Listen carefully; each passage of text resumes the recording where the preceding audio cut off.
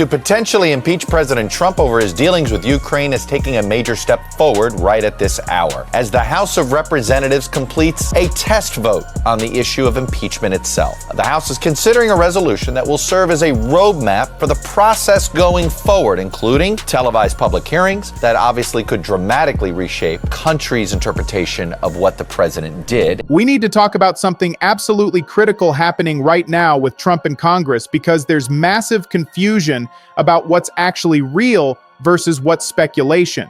And understanding difference is crucial for knowing where we actually stand.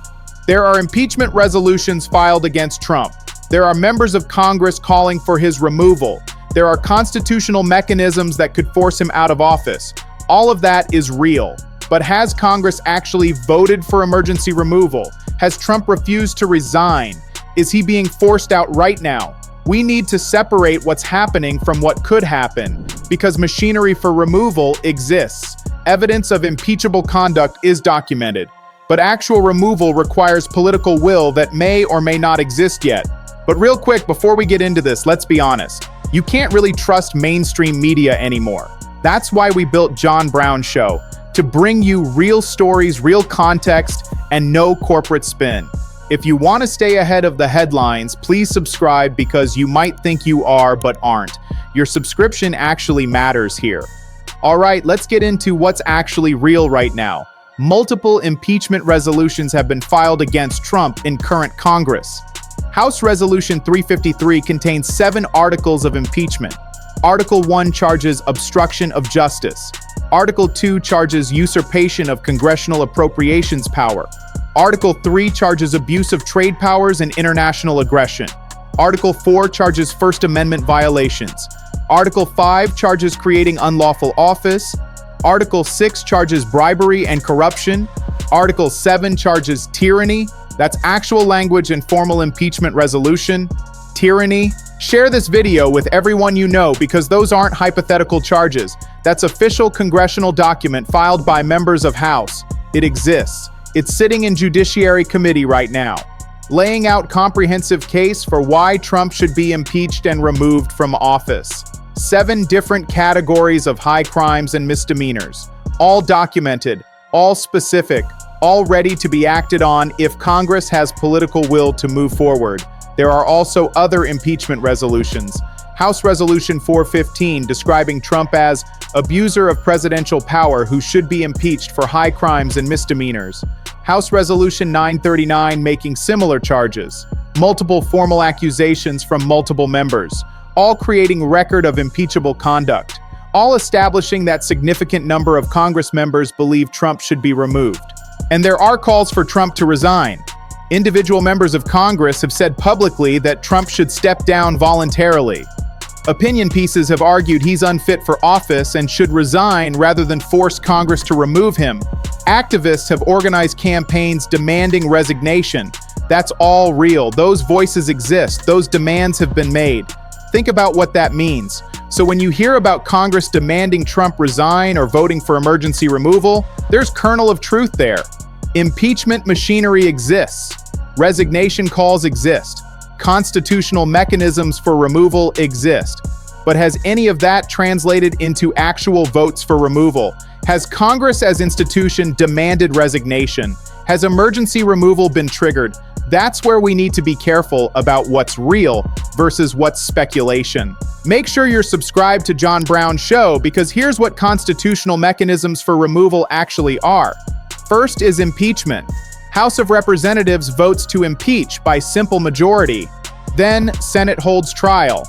Conviction and removal requires 2/3 vote. That's 67 senators if all are present. If Senate convicts, President is immediately removed from office. Trump has been through this twice before. First impeachment in 2019 for Ukraine pressure campaign. Senate acquitted. Second impeachment in 2021 for inciting January 6th insurrection. Senate acquitted again. Both times Republicans protected him, even when evidence was strong, even when conduct was clearly impeachable. They calculated that voting to convict would cost them politically with Trump's base. Second constitutional mechanism is 25th Amendment. vice president, and majority of cabinet can declare president unable to discharge duties. President immediately loses power, but president can dispute that declaration. Then Congress decides. 2/3 of both House and Senate must vote to uphold removal. If they don't reach 2/3, president gets power back. 25th Amendment has never been successfully used to permanently remove president. It's designed for situations where president is literally incapacitated, comatose, mentally incompetent, unable to function, not just making bad decisions or abusing power. And it requires vice president and cabinet to turn on president, which means people president appointed must decide to remove him. Share this with everyone because those are two paths. Impeachment requiring House vote and Senate supermajority, or 25th Amendment requiring VP and cabinet plus congressional supermajority. Both are incredibly high bars. Both require significant political support. Both require people to put constitutional duty above partisan loyalty. Now here's current political reality. Republicans control House right now. They're not going to impeach Trump. Even though multiple impeachment resolutions exist, even though charges are documented, Republican leadership won't bring those resolutions to floor for vote. And even if Democrats somehow forced vote, Republicans would vote against impeachment to protect Trump. In Senate, you'd need 67 votes to convict. That means if all Democrats voted to convict, you'd still need 17 Republicans to join them. That's almost certainly not happening. Not unless Trump does something so catastrophic that even his supporters abandon him. Republicans are still afraid of Trump's base, still afraid of primary challenges, still calculating that protecting Trump is safer politically than removing him. For 25th Amendment, you'd need VP J.D. Vance to turn on Trump, need majority of cabinet to agree Trump is unfit. All Trump appointees, all people who got positions because of loyalty to Trump. Idea that they're going to band together and declare him incapable is fantasy. They won't do it. Not because Trump is fit, but because they're loyal.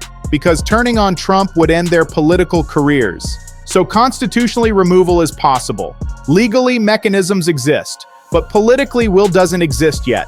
Trump is protected by partisan loyalty, by Republicans who won't vote against him regardless of evidence, by appointees who won't invoke 25th Amendment regardless of his conduct. Think about what that means. But here's what could change that calculation. First would be massive shift in public opinion. If Trump's approval rating collapsed completely, if even Republican voters turned against him, if polling showed overwhelming support for removal, then Republican politicians might calculate that protecting Trump costs them more than removing him, that they'd lose more votes defending him than voting to convict. Second would be precipitating event. Some action by Trump so egregious that it breaks through partisan loyalty. Clear crime caught on camera. Undeniable abuse of power. Something even Trump's supporters can't rationalize or defend. That would create political permission for Republicans to turn on him. Third would be coordination among Republicans. If just one or two break ranks, that's not enough. Need 17 senators to vote to convict. That requires them acting together. Requires leadership from someone like Mitch McConnell saying it's okay to turn on Trump. Without coordination, individual senators won't risk careers being first to break. And fourth would be electoral consequences. If 2026 midterms give Democrats control of House, impeachment becomes much more likely. Democrats could vote to impeach without Republican support. That puts pressure on Senate, creates political crisis even if Senate doesn't convict, changes entire dynamic around removal. So when we talk about Trump refusing to resign and Congress voting for emergency removal, we're talking about scenario that could happen if those conditions are met, if public opinion shifts, if precipitating event occurs, if Republicans coordinate to turn on Trump, if Democrats take House in midterms. Under those circumstances, removal becomes possible. Congress could demand resignation. Trump could refuse. House could vote to impeach. Senate could hold trial. If 17 Republicans join Democrats, Trump could be convicted and removed. That's constitutional process that exists. But it requires political circumstances that don't exist yet. Requires shifts that haven't happened yet. And that's crucial distinction between what's constitutionally possible and what's politically likely, between mechanisms that exist and political will to use them, between impeachment resolutions that have been filed and votes that haven't happened, Understanding that gap is essential for realistic assessment of where Trump actually stands. Now, let me talk about why this matters beyond just Trump. Because we're witnessing stress test of constitutional system, multiple impeachment resolutions filed, evidence of serious abuses documented, members of Congress calling for removal, but nothing happens. President remains in office, protected by partisan loyalty despite documented misconduct. That's system failure, not failure of constitution. Mechanisms are there, but failure of political will, failure of members to put duty above party. And if Trump can survive this, if he can commit abuses detailed in those resolutions and face no real removal threat, we've established dangerous precedent. That impeachment is effectively dead as check on presidential power. That only real check is elections. That means presidents can abuse power for years before facing accountability at ballot box. And even then, voters might re-elect them if they're politically popular. That's dangerous for democracy, for rule of law, for principle that no one is above law, including president. Think about what that means. It also means we need to focus on accountability mechanisms that actually work. Elections are crucial. 2026 midterms could change balance of power, could give Democrats ability to impeach, could create political pressure that makes Trump's position untenable even without formal removal. Your vote matters enormously for that. Public pressure matters. Making representatives go on record about where they stand. Creating political cost for protecting Trump despite evidence. Forcing them to choose between party loyalty and constitutional duty. That pressure can change calculations, can make removal politically safer. Judicial accountability matters.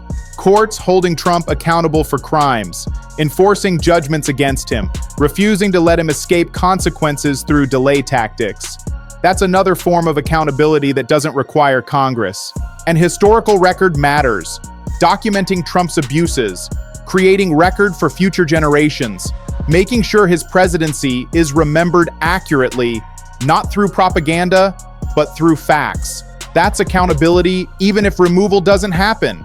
So when you see content about Trump refusing to resign or Congress voting for emergency removal, ask yourself what's actually real. Are impeachment resolutions filed? Yes.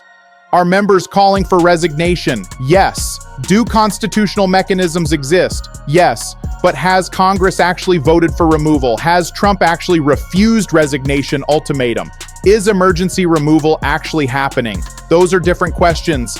An answer right now is that political process toward removal hasn't reached that point yet. We're in phase where accusations are made and mechanisms exist, but votes haven't happened. Where removal is possible but not imminent. Where everything depends on political circumstances that could shift but haven't yet. That's frustrating. People want immediate accountability, want to see Trump face consequences now, want dramatic removal. But democracy doesn't always provide that satisfaction. Sometimes accountability is slow, sometimes it comes through elections, not removal. Sometimes it's historical judgment, not legal punishment. Bottom line is this: multiple impeachment resolutions have been filed against Trump. House Resolution 353 contains 7 articles charging obstruction, usurpation of power, abuse of authority, violations of rights, unlawful office creation, corruption, and tyranny. Other resolutions make similar charges. Constitutional mechanisms for removal exist through impeachment or 25th Amendment. Individual members of Congress have called for Trump to resign. Activists have demanded resignation. Opinion pieces have argued he's unfit for office. Those voices are real. Those demands exist. But Congress as institution hasn't demanded resignation, hasn't voted for emergency removal, hasn't triggered constitutional mechanisms. That's because Republicans control House and won't impeach. Because Senate wouldn't convict even if House impeached. Because VP and Cabinet won't invoke 25th Amendment. Because partisan loyalty protects Trump despite evidence of misconduct. Political will for removal doesn't exist yet, but circumstances could change. 2026 midterms could give Democrats House control. Public opinion could shift dramatically. Precipitating event could break through partisan loyalty. Republicans could coordinate to turn on Trump. Under those conditions, removal becomes possible. So we're not at emergency removal. Not at Trump refusing resignation ultimatum, not at dramatic culmination. We're at earlier phase where foundations for removal are being laid, where accusations are documented, where mechanisms exist, where political pressure is building, but where votes haven't happened and removal isn't imminent. Understanding that reality is crucial because it tells you what actually needs to happen. Need to vote in midterms, need to pressure representatives, need to demand accountability, need to use democratic tools that actually work, not wait for emergency removal that hasn't been triggered, but engage in slow, difficult work of creating conditions where removal becomes possible. That's real fight. Not dramatic immediate action, but sustained democratic pressure over time. Through elections, through public engagement, through holding representatives accountable. That's how constitutional mechanisms get used. That's how political will gets created. That's how removal becomes reality rather than just possibility. This story continues. Stay engaged, stay informed, stay focused on what's real, not what's speculation, because that's how we actually create accountability. This continues. Stay tuned.